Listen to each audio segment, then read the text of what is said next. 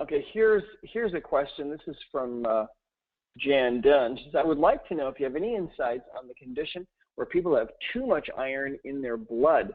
It seems to go back to the times of the Black Death. Okay. Well, now I'm not familiar with the aspect of this where it goes back to the time of the Black Death. That's certainly possible. I just haven't heard that. I'm not familiar with it. But I'll tell you what I have seen with this is that, in fact, I'll tell you a story about this. I had a patient that came to me once who had some issues, and I was doing some testing. And what I found was that the iron that was in his blood was the iron that was in his blood needed to be changed. He needed some new iron.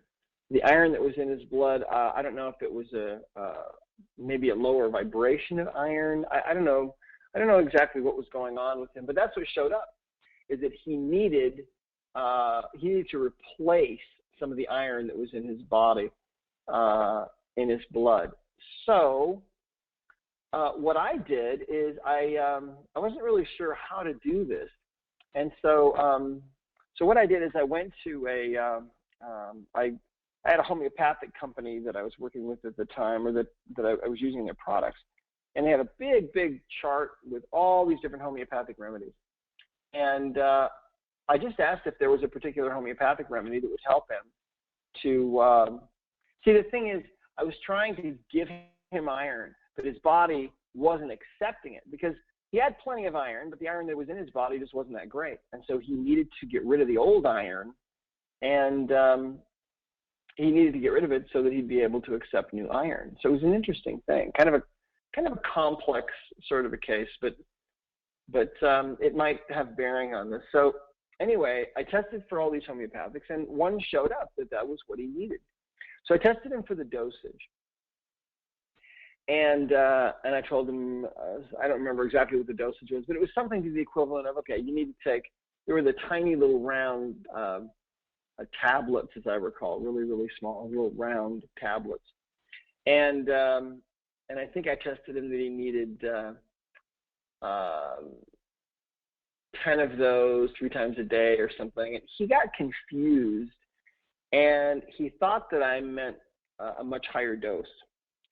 And so anyway, what happened was he took this dose that was really high, and the homeopathic remedy worked really well, and it freed all of this iron into his blood. Now, there's nothing that's more irritating to the body than free iron floating around. And so suddenly he had all this free iron in his blood. He actually ended up at the emergency room because the itching was just driving him out of his mind. That's what happens if you have free iron floating in your blood. It causes this tremendous itching. And so it finally went away. But he came back into my office and he told me what had happened. And I said, well, wait a minute, how many did you take? And it was something like, instead of taking 3 10 times a day, he was taking 30, like 10 times a day, or some crazy amount. It was, so anyway. So anyway, yeah, if there's too much iron in the blood, of course, now what I would do is I would ask what the underlying reasons are. And there could certainly be inherited stuff that may go back to the time of the Black Death. That's very possible. Okay. All right. So great question though.